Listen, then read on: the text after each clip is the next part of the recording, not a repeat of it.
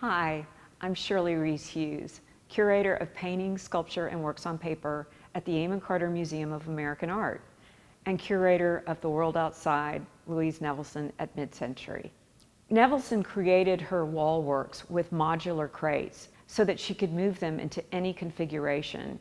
In this way, she was unique. She was almost like a civil engineer, thinking about the components of her objects and how they fit together.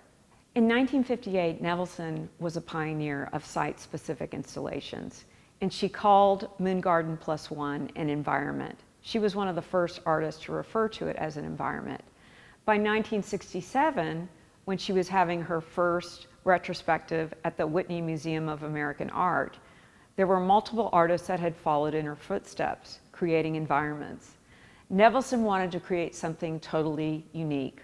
So for the entryway to the retrospective, she created tropical rainforest. Within this entryway was rainforest wall in back of me. This is a unique opportunity to look at how Nevelson was reinventing her walls around 1967. Rainforest wall may reflect Nevelson's experiences in Guatemala, where she was immersed in a rainforest herself. There was also more interest in the rainforest around the late 1960s. Nevelson's close friend, Merce Cunningham, the choreographer, was also composing a performance dedicated to his upbringing in Olympic National Park. Nevelson might have been inspired by his interest in the rainforest in that she created this work.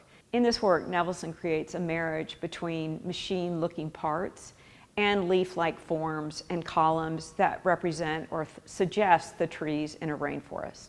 With this wall, Nevelson had her boxes prefabricated so that they were more uniform.